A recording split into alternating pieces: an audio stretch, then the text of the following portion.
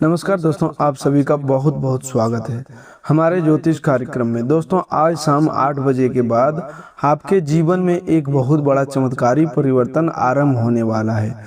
जिन शत्रुओं ने लंबे समय से आपके मार्ग में कांटे बिछाए, जिन लोगों ने आपकी सरलता और विश्वास का अनुचित लाभ उठाया, अब उनके कर्मों का परिणाम सामने आने का समय निकट आ चुका है। आज शाम 8 बजे के बाद जो घटनाक्रम बन रहा है, उसके बारे में जानकर आपका मन प्रसन्नता से भर उठेगा। एक बहुत बड़े रहस्य से पर्दा उठने वाला है। भगवान भोलेनाथ, पंचमुखी हनुमान जी और माता लक्ष्मी की विशेष कृपा से आपकी कुंडली में ऐसा शुभ योग सक्रिय हो रहा है, जिसके कारण आपके जीवन में रुकावटों के स्थान पर नई संभावनाएं दिखाई देने लगेगी। दोस्तों, ज्योतिषीय संकेत में आपके वर्ष 2026 से संबंधित एक बहुत बड़ा महत्वपूर्ण संदेश सामने आया है। इस संदेश में 3 ऐसे लोगों के व्यवहार से सावधान रहने की चेतावनी दी गई है, जो आपके जीवन में बहुत निकट हो सकते हैं। इनमें से एक व्यक्ति आपके घर परिवार के आसपास का हो सकता है और 2 लोग करीब संबंधों या रिश्तेदारी में जुड़े हो सकते हैं। यह सुनकर आपका मन विचलित हो सकता है, क्योंकि जिन लोगों पर मनुष्य सबसे अधिक विश्वास करता है, उन्हीं के व्यवहार पर संदेह करना सबसे कठिन होता है। लेकिन यहाँ किसी निर्दोष को दोषी मानने का नहीं, बल्कि लोगों की नीयत को उनके कर्मों से पहचानने की आवश्यकता है। आज का दिन साधारण नहीं माना जा रहा। यह आपके जीवन में निर्णय, सावधानी और आत्म जागरण लेकर आने वाला समय हो सकता है। जिन लोगों को आपने अपना समझकर परिस्थितियों में साथ दिया, जिनके लिए अपना समय, धन और सुख तक त्याग दिया, संभव है उनमें से कुछ लोग आपके हितैषी ना हो। वे मुस्कुराते सामने आते हो, आपके पास बैठते हो, घर में आते जाते हो और सुख दुख की बातें करते हो, लेकिन भीतर ही भीतर आपकी उन्नति से प्रसन्न न होते हो। सामने दिखाई देने वाले विरोधी से बचना आसान होता है, क्योंकि उसकी नीयत स्पष्ट होती है।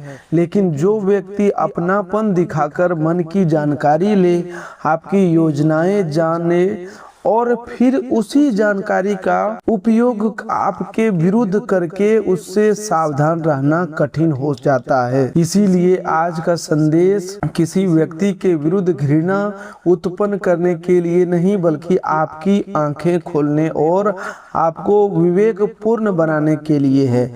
आपकी सामूहिक प्रार्थना, आपके लंबे संघर्ष और आपकी भीतर दबाई गई पीड़ा का समय अब परिवर्तन का दिशा में बढ़ रहा है।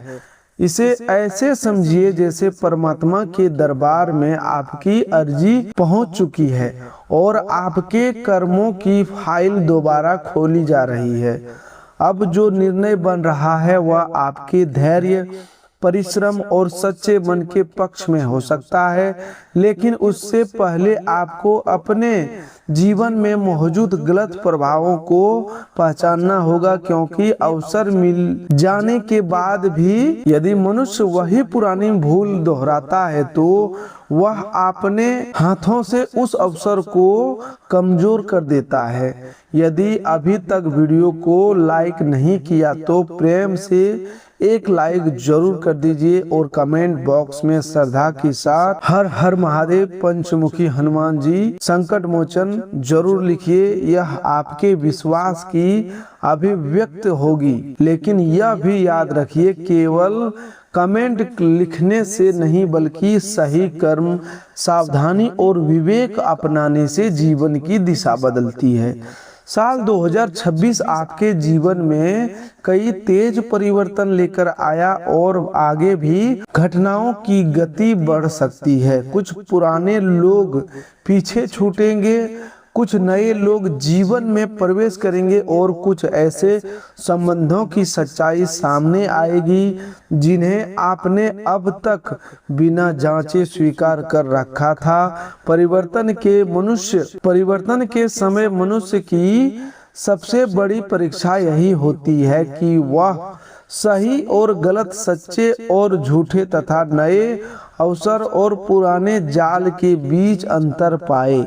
आपकी सबसे बड़ी कमजोरी यह है कि आप लोगों पर जल्दी भरोसा कर लेते हैं। आपको लगता है कि जैसे आपका मन साफ है वैसे ही सामने वाला भी साफ होगा। आप मान लेते हैं कि हर व्यक्ति संबंधों की मर्यादा समझता होगा और आपके विश्वास का सम्मान करेगा, लेकिन बार बार आपकी यही भावुकता आपको धोखे की ओर ले गई। साल 2025 में आपने कुछ ऐसे निर्णय लिए होंगे जिनमें रिश्तेदारी और अपनापन देखकर किसी को धन दे दिया, बिना प्रमाण के सहायता कर दी या संबंध बिगड़ने के भय से अपना नुकसान सह लिया। आपने पिछले वर्ष बहुत कुछ सहन किया, अकेले में रोए, कई बार भगवान से पूछा कि हर कठिनाई मेरे ही हिस्से में क्यों आते हैं। लेकिन अब वर्ष 2026 में स्वयं को संभालकर आगे बढ़ने का समय है। पुरानी कमियों, मतलबी संबंधों और गलत भरोसे को पीछे छोड़कर सफलता की दिशा बनानी होगी। आपके लिए शुभ योग बन सकते हैं, लेकिन उनका लाभ तभी मिलेगा जब आप स्वयं भी अपने व्यवहार और निर्णयों में परिवर्तन लाएंगे। आपकी सबसे बड़ी समस्या यह है कि आप हर बात चुपचाप सह लेते हैं। कोई धन मांगता है तो आप मना नहीं कर पाते हैं, किसी के आग्रह में सहायता कर देते हैं, लेकिन अपना पैसा वापस मांगने का समय आता है तो आपकी वाणी रुक जाती है। आपको लगता है कि पैसे मांगने से संबंध खराब हो जाएंगे। इसी चुप्पी के कारण आपका धन अटका है, खर्च बढ़ता है और आर्थिक स्थिति पर अनावश्यक दबाव आता है। हर परिस्थिति में मौन रहना शांति नहीं होता। कई बार अपनी बात सम्मान पूर्वक कहना आवश्यक होता है। यदि किसी को उधार दिया है तो लिखित प्रमाण रखें और समय आने पर विनम्रता से वापस मांगे।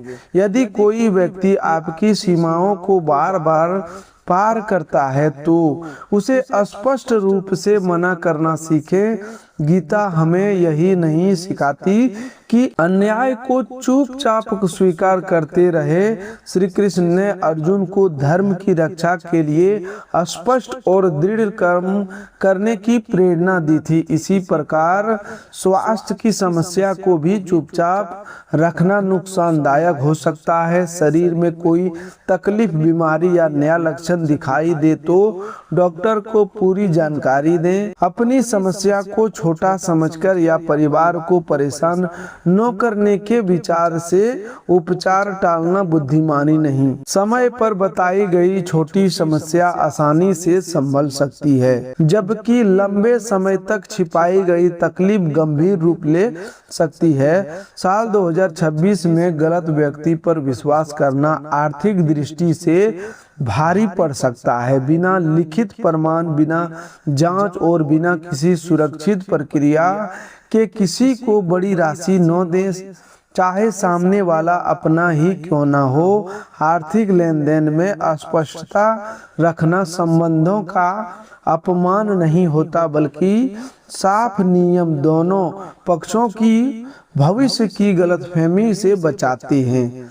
क्या आपको भी ऐसा अनुभव हो रहा है कि जितना परिश्रम करते हैं उतना फल नहीं मिलता और जितना अच्छा व्यवहार करते हैं बदले में उतना ही धोखा मिलता है, जिसका पूरा दोष अदृश्य शक्तियों या किसी निश्चित व्यक्ति पर डालना उचित नहीं। लेकिन इतना अवश्य है कि गलत संगति, गलत सलाह और भावनात्मक दबाव मनुष्य की प्रगति रोक सकते हैं। इसीलिए लोगों को उनके नाम, रिश्ते या मीठे शब्दों से नहीं बल्कि लगातार किए गए कर्मों से पहचानिए। अब धन और काम से संबंधित सावधानियों को बहुत ध्यान से समझिए। साल 2026 में समझदारी के कारण कार्य में अतिरिक्त सतर्कता रखने की आवश्यकता है। आपका व्यावसायिक साथी बुद्धिमान, अनुभवी और चतुर बहुत दिखाई दे सकते हैं। उसकी बातें प्रभावशाली होगी और वह हर समस्या का तुरंत समाधान बताने का दावा कर सकते हैं, लेकिन केवल उनकी चतुराई देखकर पूरा नियंत्रण उसके हाथ में मत सौंपिए। समझदारी में प्रत्येक लेन देन का रिकॉर्ड रखें, लाभ और हानि का गणना स्वयं भी समझें। बैंक खाते, बिल, टैक्स रसीद, खरीद बिक्री और अनुबंध की जानकारी से दूर मत रहें। यदि दूसरा व्यक्ति बार बार कहे कि सब कुछ उसी पर छोड़ दे और आपको दस्तावेज देखने की आवश्यकता नहीं, तो यह सावधानी का संकेत है। सच्चा साथी पारदर्शिता से नहीं डरता। कोई भी दस्तावेज बिना पूरा पढ़े हस्ताक्षर न करें। छोटे अक्षरों में लिखी शर्तों भी समझें। आवश्यक हो तो वकील, चार्टर्ड अकाउंट या अनुभवी व्यक्ति की सलाह लें। केवल इस कारण जल्दी मत करें कि सामने वाला अपना है या अवसर हाथ से निकल जाने का डर दिखा रहा। सही अवसर आपको सोचने और जांचने का समय देगा। जो प्रस्ताव तुरंत निर्णय का दबाव बनाए, उसमें खतरे की संभावना अधिक होती है। सरकारी या कानूनी कार्य को अनावश्यक रूप से लंबित न रखें।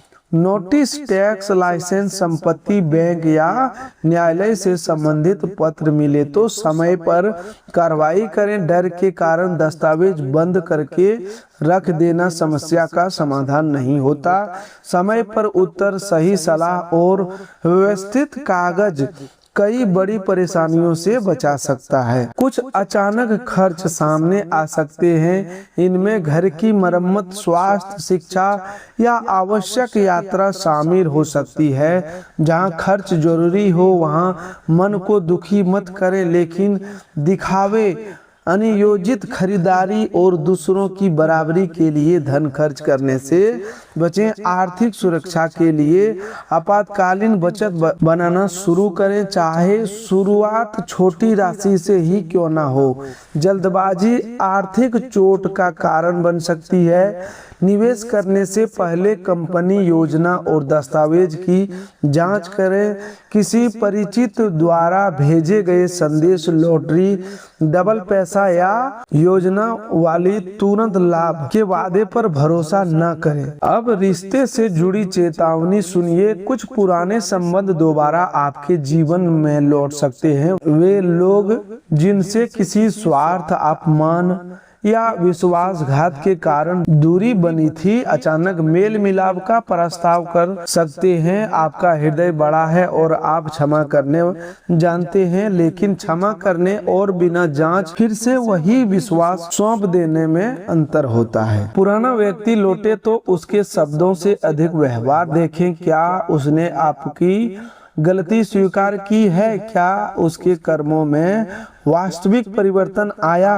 क्या वह आपकी सीमाओं और आत्मसम्मान का आदर करता है? केवल मीठी बातें सुनकर पुराने घाव भूल मत जाना, बाद में फिर उसी पीड़ा का कारण बन सकता है। नीम के वृक्ष को मीठे जल से सींचने पर भी उसका मूल स्वभाव तुरंत नहीं बदलता। इसी प्रकार केवल 2 दिन के अच्छे व्यवहार से किसी का वर्षों पुराना स्वभाव बदल गया तो यह मान लेना उचित नहीं। परिवर्तन की पहचान समय और निरंतर कर्म से होती है। इसीलिए पुराने संबंधों को धीरे धीरे परखें और अपने मन के दरवाजे एक ही दिन में पूरी तरह न खोलें। प्रेम संबंध या मित्रता में किसी तीसरे व्यक्ति का हस्तक्षेप गलतफहमी उत्पन्न कर सकता है। जो व्यक्ति आपके कान में बार बार आपके अपने लोगों के विरुद्ध बातें भरे हर घटना को नकारात्मक रूप में प्रस्तुत करे और आपके संबंधों में अविश्वास पैदा करे, उससे दूरी रखना जरूरी है। लेकिन बिना जांच केवल सुनी हुई बात पर अपने प्रियजन से झगड़ा भी मत करें। किसी की बात सुनकर तुरंत निष्कर्ष निकालने के बजाय संबंधित व्यक्ति से शांति से बातचीत करें। रिश्तों में अधिक बोलना नहीं बल्कि सही समय पर सही बात समझना आवश्यक है। कम बोलिए, अधिक देखिए और किसी तीसरे की कही बात को अंतिम सत्य मत मानिए। यही विवेक, गलतफहमी और अनावश्यक तनाव से बचाएगा। अब स्वास्थ्य की बात करते हैं। आपके जीवन में कई बार ऐसा हुआ कि धन आया लेकिन अचानक स्वास्थ्य से जुड़ी परेशानी सामने आ गई। कई बार कमाई का बड़ा भाग उपचार में चला गया। कभी आप स्वस्थ रहे तो परिवार का कोई अन्य सदस्य बीमार पड़ गया। इससे आपके मन में यह साधारण धारणा बनने लगी कि घर में सुख टिकता नहीं है। स्वास्थ्य केवल मन के कारण खराब होता है यह कहना उचित नहीं, लेकिन मानसिक तनाव शरीर पर प्रभाव डाल सकता है। लगातार चिंता, नींद की कमी, तुलना, ईर्ष्या, भय और दबा हुआ क्रोध शरीर की ऊर्जा को कम कर सकते हैं। इसीलिए मन को शांत रखना स्वास्थ्य का महत्वपूर्ण हिस्सा है।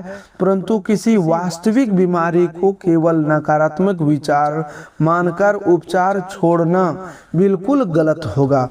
पड़ोसी की गाड़ी, मित्र का महंगा मोबाइल या रिश्तेदार की उन्नति देखकर स्वयं को कम मत समझिए। दूसरों की उपस्थिति देखकर प्रेरणा लेना ठीक है, लेकिन तुलना करके अपने मन को दुखी करना उचित नहीं। हर व्यक्ति का समय, परिस्थितियां और यात्रा अलग होती है। आपका लक्ष्य किसी दूसरे की नकल करना नहीं बल्कि अपनी स्थिति को कल से बेहतर बनाना होना चाहिए।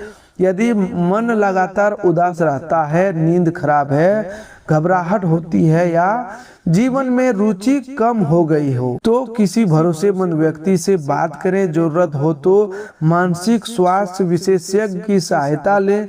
प्रार्थना और चिकित्सा विरोधी नहीं है। ईश्वर ने चिकित्सकों को और ज्ञान को भी मनुष्य की सहायता के लिए ही दिया है। अब 4 ऐसी गलतियों को समझिए जिनसे इस वर्ष विशेष रूप से बचना चाहिए। पहली बात यह है कि रात में थके हुए, भावुक या तनावपूर्ण मन में बड़ा निर्णय न लें। किसी ग्रह के बिगड़ने से अधिक व्यवहारिक सावधानी है। रात में थकान के कारण निर्णय क्षमता प्रभावित हो सकती है। कोई बड़ा विचार आते तो उसे लिख लें, लेकिन अंतिम फैसला अगली सुबह मन में जांचने के बाद करें। दूसरी गलती, क्रोध में वादा, धमकी, फोन या संदेश करना। गुस्से में बोले गए शब्द संबंध तोड़ सकते हैं और कानूनी परेशानी तक उत्पन्न कर सकते हैं। जब क्रोध बहुत बढ़ जाए तो मोबाइल अलग रख दें, उस स्थान से कुछ देर दूर हो जाएं। पानी पिएं और निर्णय को कम से कम कुछ घंटों के लिए टाल दें। क्रोध में वस्तु तोड़ना, किसी को धमकाना या हाथ उठाना शक्ति नहीं बल्कि आत्मनियंत्रण की कमी है।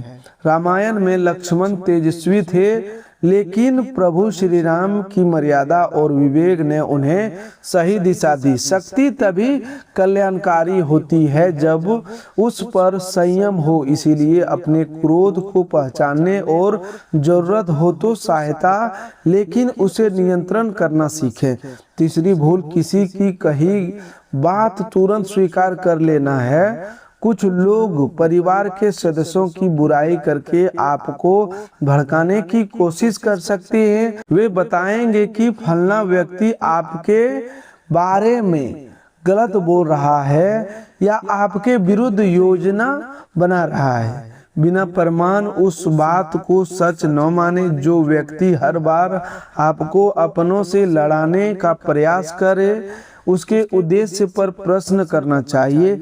चौथी सावधानी मंगलवार या शनिवार को लेकर। परंपरा के अनुसार इन दिनों संयम, साधना और आत्मनिरीक्षण को महत्व दिया जाता है। इसका अर्थ यह नहीं कि इन दिनों हर का निर्णय अशुभ होगा। महत्वपूर्ण बात यह है कि किसी भी दिन जल्दबाजी, क्रोध और भ्रम में फैसला न लें। इन 2 दिनों में हनुमान जी और शनिदेव का स्मरण करके अपने विचारों को शांत करने का अभ्यास किया जा सकता है। साल 2026 आपको बोलना कम और व्यवहार को अधिक देखना है। शांत व्यक्ति की पहचान उसकी चुप्पी से नहीं बल्कि उसके स्पष्ट और मजबूत कर्मों से होती है। अपने उद्देश्य पर काम कीजिए। हर व्यक्ति के सामने अपनी योजना का वर्णन मत कीजिए। जब परिणाम सामने आएगा आपका कार्य स्वयं आपके पक्ष में बोलेगा। श्रद्धा से जय मां सरस्वती लिख सकते हैं और प्रार्थना कीजिए कि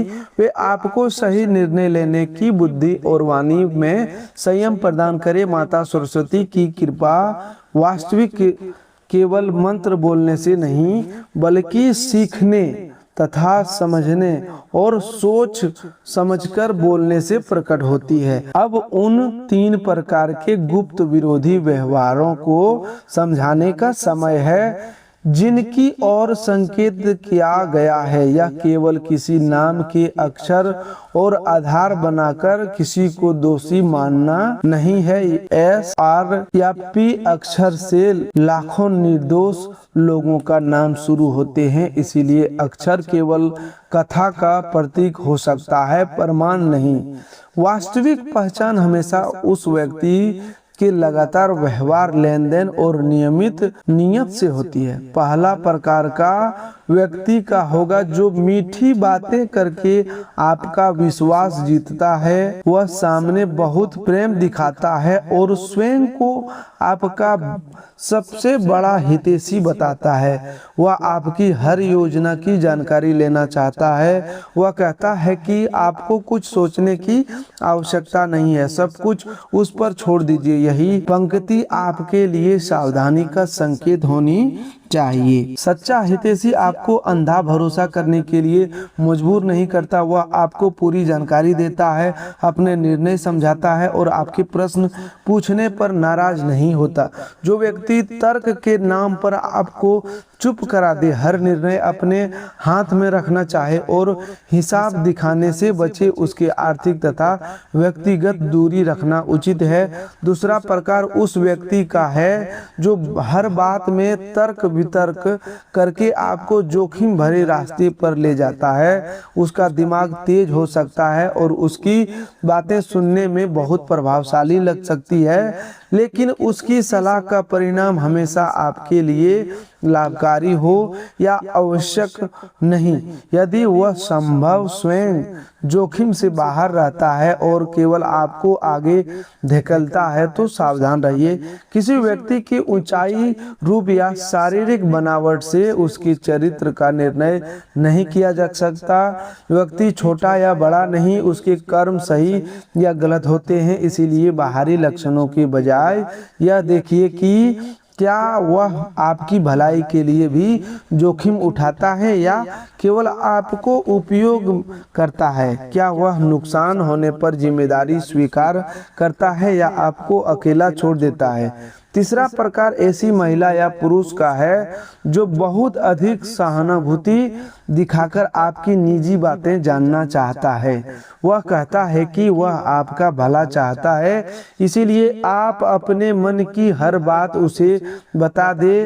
धीरे धीरे वह आपकी कमजोरी, पारिवारिक विवाद, आर्थिक स्थिति और निजी रहस्य जान लेता है। बाद में वही जानकारी आपके विरुद्ध इस्तेमाल हो सकती है। किसी महिला या पुरुष को केवल नाम के पहले अक्षर के कारण संदेह की नजरों से देखना अन्याय होगा।